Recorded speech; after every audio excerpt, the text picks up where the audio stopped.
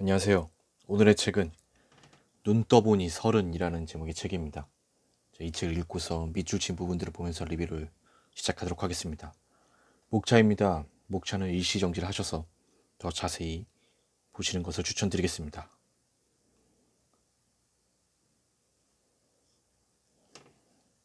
경제적 자유, 무자본 창업, 한 달 만에 연봉 2배 같은 타이틀은 우리를 쉽게 현혹한다. 하지만 거기에는 그보다 훨씬 거대한 책임이 필연적으로 뒤따른다. 세상에 무자본으로 되는 일이 없다. 어떤 일을 하는데 자본이 필요 없어 보인다면 내 시간과 노동이 바로 자본이란 뜻이다. 경제적 자유라는 신기루를 쫓느라 지불한 대가가 무엇인지 생각해보자. 돈 때문에 지금 하는 일의 가치까지 잊어버린 것은 아닌가. 경제적 자유는 일의 목적이 아닌 일의 여러 결과물 중 하나다. 돈이 중요하지 않다는 이야기가 아니다. 당연히 돈은 많으면 많을수록 좋다. 하지만 아무리 돈이 많아도 스스로 중심을 잡지 못하면 제대로 된 삶을 살기 어렵다. 부자가 되기 위해 일하지 말자. 내가 원하는 일을 하고 그 일의 가치를 깨달으며 돈을 벌어야 삶이 풍성해진다. 이직이든 전직이든 은퇴든 언젠가 우리는 속해 있던 조직을 나가고 일을 그만둬야 한다. 그런 변화에도 굴하지 않고 나의 주가를 우상향하게 만들기 위해서는 내가 하는 일이 아닌 나라는 주식 자체를 우량주로 만들어야 한다. 우리의 몸과 마음은 정직하다. 남들보다 건강한 신체를 지녔다고 자만할 일이 아니다. 몸과 마음에 수두룩하게 생긴 빈틈을 모두 막아내며 살 수 있는 사람 없다. 건강은 있을 때 지켜야 한다. 실제로 한 조사 결과에 따르면 이직으로 인한 스트레스가 사별, 이혼, 이사 스트레스와 유사한 수준이라고 한다. 내가 가진 전문성과 기술이 과연 남들이 돈을 주고 교환할 만한 가치가 있는지 생각해 봐야 한다. 내 전문성이 돈과 맞바꿀 가치가 없다면 취미일 뿐이다. 주변의 시선과 평가는 주변에 머물게 두어야 한다. 핀잔과 의구심에 지쳐 그들이 원하는 모습대로 살지 말자. 내가 하고 싶은 대로, 내가 계획한 대로, 내가 상상한 대로 살자. 다른 사람이 아닌 나에게 최선을 다하자.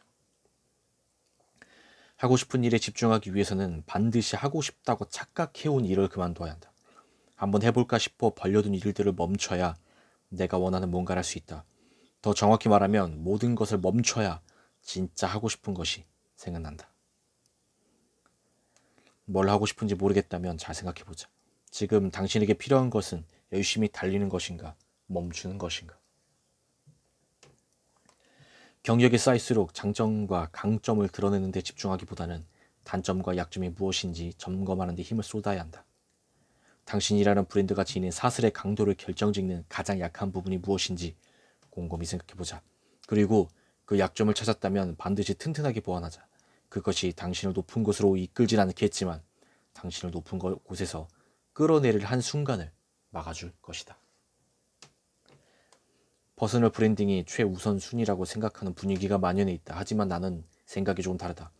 나를 그럴듯하게 포장하기 전에 나에게 포장할 만한 것이 있는지를 고민하는 일이 먼저다. 요즘 사람들은 진짜와 가짜를 구분하는 능력이 탁월하다. 사람들에게 인정받고 싶다면 먼저 진짜가 돼야 한다. 물론 진짜가 됐다고 모두 유명해지는 것은 아니다. 하지만 적어도 유명해지고 싶다면 그래야 한다. 가짜가 진짜 행세를 하다가는 금세 바닥을 보이기 쉽다. 뒤에서 몰래 광고비를 받고 제품을 홍보한 유명 연예인부터 사람들을 감동시킨 성공 스토리가 전부 조작이었던 것으로 밝혀진 유튜버까지 거짓 뒤에 숨어있던 진실이 밝혀져 모든 것을 잃은 사례는 흔하다. 회사가 없는 삶을 준비하는 것을 매일 해야 하는 숙제라고 생각해보면 어떨까? 지금 당장 사직서를 쓰고 인수인계를 준비하라는 것이 뜻이 아니다. 만약 내가 언젠가 퇴사를 한다면 어떤 일을 할 것인지, 언제 할 것인지, 그럼 그때까지 무엇을 준비해야 하는지 생각해보고 그 계획에 필요한 능력을 키워보자는 것이다. 책을 쓰거나 유튜브 채널을 운영하는 등 사이드 프로젝트에 도전할 수도 있다. 30대가 되면 이전보다 훨씬 제한적인 인간관계를 갖게 된다. 카카오톡 친구 목록에는 수백 수천 명의 연락처가 있지만 그중 자주 대화를 나누는 사람은 손에 꼽는다. 마음 편하게 한잔하자고 연락할 수 있는 사람 역시 몇 없다. 아는 사람은 많아졌지만 실제로 교류하는 사람은 얼마 되지 않는다. 큰 테이블에서는 자리에서 일어나 목소리를 높여도 잠깐 주목을 받을 뿐이다. 이내 사람들의 눈길은 자기 앞에 앉은 상대에게로 돌아가 버린다.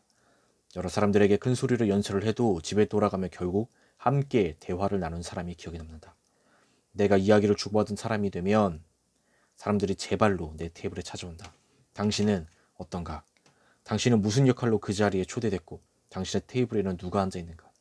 그들과 함께 대화를 나누고 있는가?